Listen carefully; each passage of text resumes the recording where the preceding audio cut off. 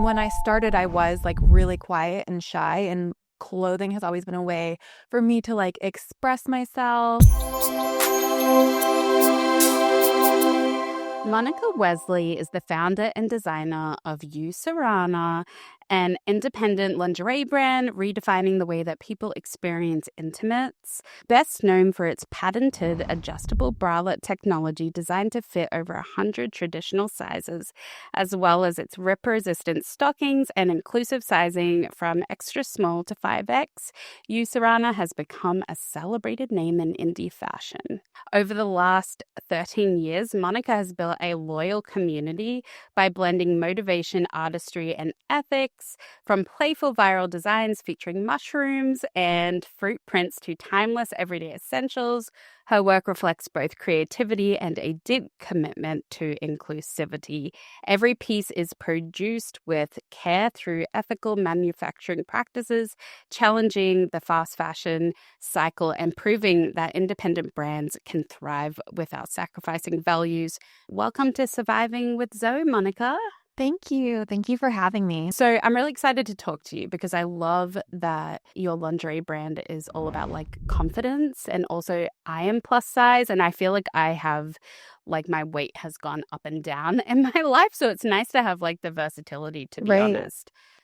Just for our listeners, how would you describe your brand in 3 words? Ooh, 3 words. I know it's tricky. That is really tricky because I feel like there's a lot going on with the brand. I would say like it's effortless. It's about like feeling unique, and comfortable. I love that. I love effortless. Like that's what you want, like with Exactly. wearing anything. Monica, you grew up mixed race and very shy. And now you are this confident, cool lingerie designer. Can you tell our listeners a little bit about how you got there? Yeah, I guess I always say it's been like a journey and not a race because I've been doing Uye Surana for 13 years now. And when I started, I was like really quiet and shy, and clothing has always been a way for me to like express myself and kind of, it became a space where I was able to help other people express themselves. And, you work with like a lot of, when you start, I mean, it's really just yourself, like working alone a lot. So you kind of have like a little bit of space to still be an introvert. And then as the brand grows, you kind of have to be like the face of the company. And so it's definitely something that happened over time that I had to just not had to, but that my passion for having my own line and having my own vision and brand just kind of pushed me out of my comfort zone to do the things that felt like maybe otherwise they were scary. And for our listeners, can you tell us like what your background is, like ethnicity? Right. So I grew up in Chicago Oh, originally. really? Yeah, and I'm half Japanese American and Polish and German. So on both sides of my family, I'm actually like fourth generation. Oh, Yeah. wow. So my husband's family is from the Midwest. His brother Oh, lives in Chicago yeah. and he's from Wisconsin. So that's really cool. I love That's why people you're so from the nice. Midwest. It is Yeah. why. But I always joke like I was like the meanest, unfriendliest person in the Midwest, being so shy, and here I'm like the friendliest. New York was calling you from Yeah, Chicago. it was. I love that. So your patented adjustable bralette, let's talk about that because that's kind of what you're known for. Yeah, so I started the bralettes, I mean, ages ago. And what I like the feedback that I would hear was like, oh, I have, large breasts, or like, your bralettes are never going to fit me. And I was like, do they not need to? Because like, I think that I could figure this out. And so I developed the product to fit at first like full bust and then plus size, and through a lot of different like fitting and experimentation also realized that I could make them adjustable to accommodate to more sizes. So I don't know, it just kind of grew from a obsessive perfectionistic standard to like see like how other people could experience the designs that I was making. These days, it's like the size of bra that you have, like you think that that's your size, but like when you get in it, it's like so many brands get it wrong and they don't like represent. Yeah, they do that intentionally. because that allows them to say that they fit more people without actually having to. And one thing that I learned from being like a small business, that grew up on Instagram essentially, is that you have to be able to provide products to like people, and they essentially are telling you their size or trying to figure it out. So you can try and educate them how to measure themselves, but ultimately sometimes there's always going to be like just something like it giving them the control to have it to be able to adjust to fit their body just made a lot more sense. I like that, like putting them in the driver's seat, like to be comfortable, because like there's so many different outfits and like, events where it's like so hard to like hide everything. I'm just going to switch gears a little bit. What practices or mindsets have helped you protect your creativity and mental health throughout the years? Because that's obviously not easy Right. to like run a brand from like ground up without investment. I think, even if there were investment, it would be stressful too. It's a matter of like trying to find the balance between like what kind of parameters can you fulfill without just like totally losing your mind. Yeah, though, for sure. It's like when you have a creative like passion, it's like there's so much stress to monetize it. Like I work full time and, I'm always thinking of ways to monetize. So like, but I think it's amazing that you did it like all on your own, like, and that it's like stayed that way. So it's all yours. Again, it has been like a journey. It used to be so small. It used to just be like me like sewing orders and like staying like extra hours at the office or on the weekend to like finish things and like stay on time. So it's something that like, as the brand was able to like be more established, I was able to be like, oh, I think that we can add this to the budget or something. I love that. And for our listeners, Monica's husband is a psychologist. So I'm curious, I love this dynamic. Like, how has he helped you? Has he, like, with any tools, like Yeah, mental health wise? Because what type of absolutely. therapy does he do? He does CBT therapy, so it's very practical about like giving yourself like skills on how to, like cope or like get through things. Even just stuff like he's told me before, like belly breathing, even. Yeah. Or like I like to, like, I think one of my biggest things for balance is actually like going to different exercise classes. Oh, nice. Um, I didn't work out for like almost like a decade.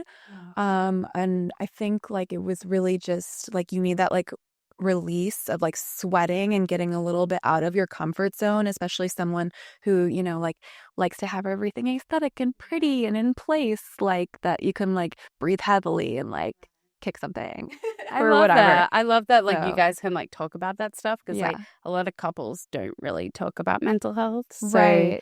it's kinda nice that you can lean on each other for that. I feel like he's been a great support system and has taught me a lot of skills along the way. Yeah, that is awesome. Is he from Chicago or New York?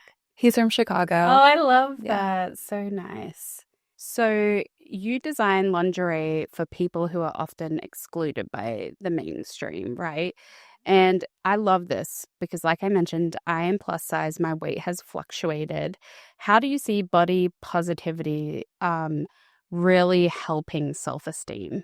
Right. I think that what I've learned, again, because I've spent so many like years like working with plus size models or people with different like shapes and stuff, Yeah. is that like a lot of the time someone might be like, oh, I can't do that, or, I don't want to like show this part of my body, or I'm very Yeah. self-conscious about something. But once they, see someone else do it, like it might give them confidence about Mhm. their own body when they see someone else that's like them, like represented, or it might inspire them to do something like, like wear that crop top. It sounds silly, or like wear something or do something that they wouldn't have otherwise done and feel more like confident and comfortable about it. Yeah. Yeah, and it's like, it was just New York Fashion Week, and you see so many plus size models now included, which I love. And, when I was looking at your brand online, I just saw like so many women that have like my type of body. So it's really comforting, but also I wonder how they feel like when they're doing a photo shoot in lingerie, because that is like so scary to me. Like, can you talk to me about like that vulnerability and how it can be like empowering for those Right. people? I usually like to take the pictures, kind of like get to know them a little bit, make sure that they're like comfortable and kind of like show them as they go. Cause, like I've been behind the camera too. And I feel like you're kind of like, "Oh, hey, like, what am I doing? Can you let me know? Is this okay?" So like being able to be like, they might be nervous. How are things going? And then like they see the picture and they're getting all this positive encouragement, kind of helps them be like, okay, like this is, going well. And if, someone has like an extra layer of something that they're like insecure about or whatever, I usually like, allow them to like see the pictures and let me know if there's Oh, something that that's they so don't nice of you because like. not a lot of photographers Right. allow that. So essentially, like, it's like creating a very like open environment. And like, it sounds like you are a very like empathetic, self aware person, like taking the photos. So, like, if anyone wants to pose in lingerie, which is pretty normal these days, like, I it's think, not yeah, social media taboo. has made it Like, pretty normal. yeah, like, I feel like finding the right shots that you feel comfortable with, maybe, and also like having the designer behind the camera is not a bad thing because you know how things look Right. like. And being a woman, like, also like, like how women should pose in their best light Yeah. in a way. So yeah. And why don't you like describe like a little bit about your like what does your lingerie look like for our listeners who haven't visited your website or social? Yeah, so the bralettes that you mentioned, like they have a lot of features and points of adjustability, which, is for a practical aspect. But I also like to think that like everything that's practical can also be pretty. So like they kind of have like sometimes a strappy aesthetic, sometimes things are in like pretty colors and lace. We're known for like a lot of the strange kind of printed styles that we mentioned, like, So like the mushrooms and yeah, florals, because for our listeners, um, Monica showed me her phone case and it's actually like these cute little mushrooms. I I can see your style is like very like light and like right. feminine. Yeah, I Yeah. feel like I'm very feminine and Yeah. girly, even though I Yeah. have a lot of That's it. Yeah, girly. audience or customers that might not be girly, might be more androgynous or have a different identity. But at the same time that I'm very girly, I'm also like, let's do something with bugs on it. Yeah, yeah, and like mixing it up. Yeah. That's so cool. So fashion obviously is very fast paced and it can be fast fashion these days and sustainability goes out the window. How do you keep like sane with like creating pieces and like that continue to stay sustainable and relevant? How do you like make sure that your pieces stay like sustainable and you're not just like chugging out fast fashion? Right. I think that the stockings aspect being durable, Yeah. like we've had customers that have worn them for years. Yeah. Something very different than having nylons and like putting them on and being like, that's it for this pair. And they haven't really gotten like out of the house.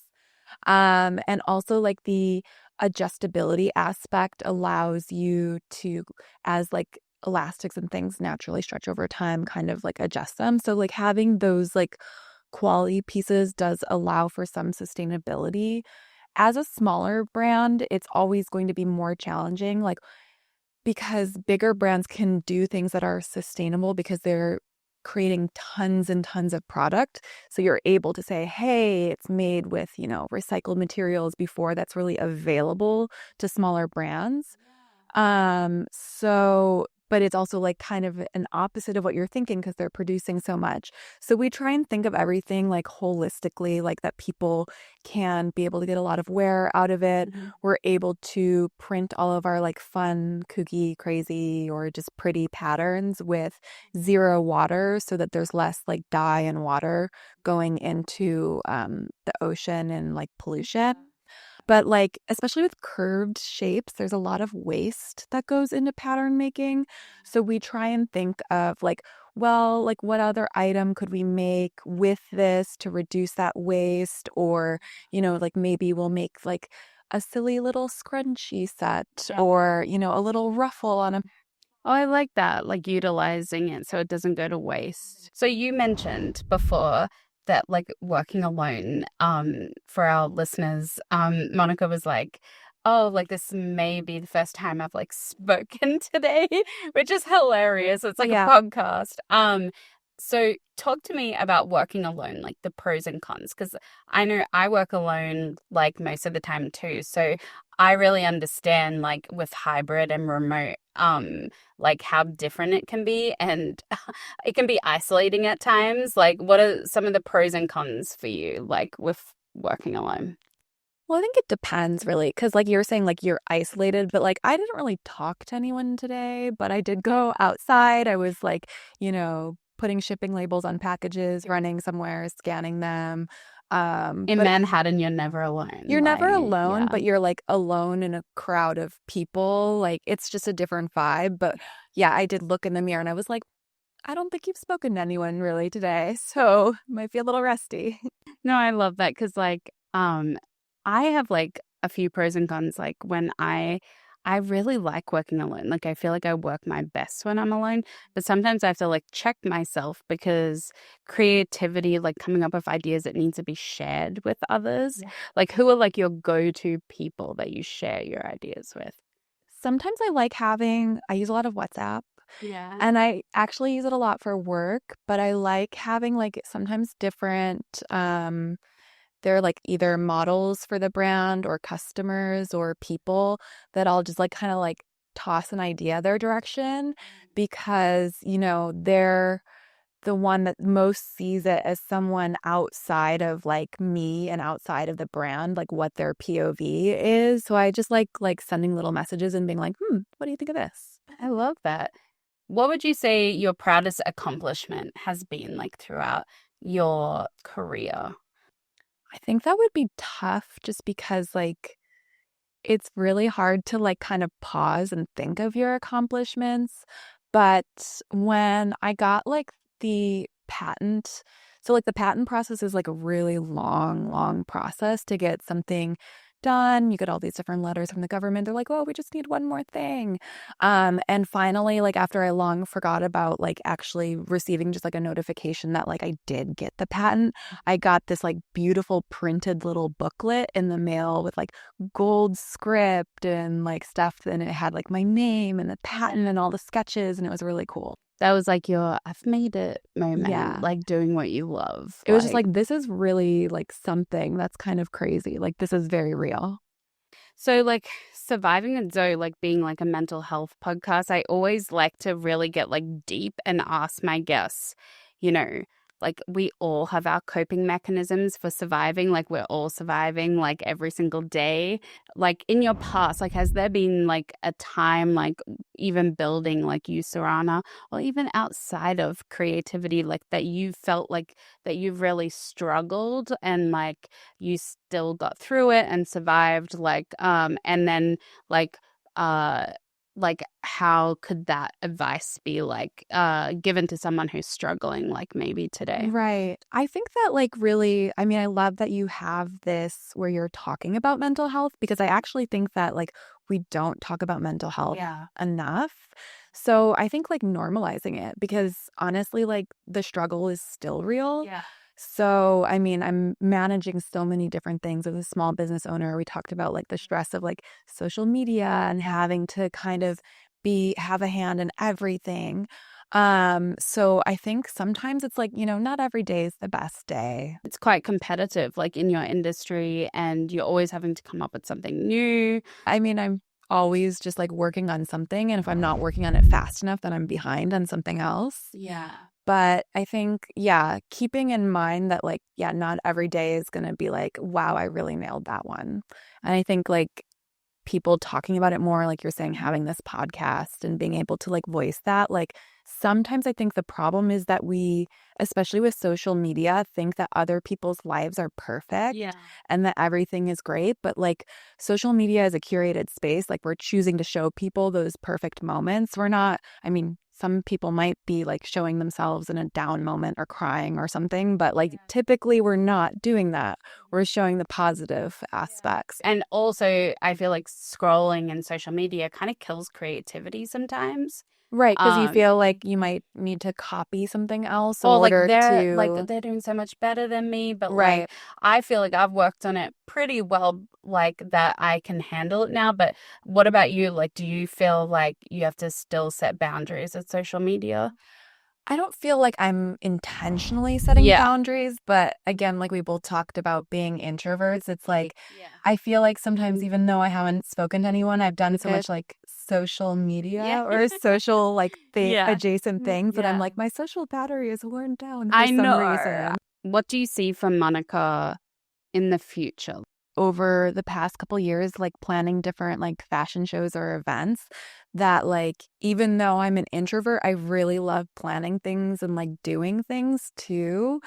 And also like finding that balance of different like classes for exercise. Like there's so many different creative things that I want to do, or like hobbies even, that I'd like to have more time to like balance.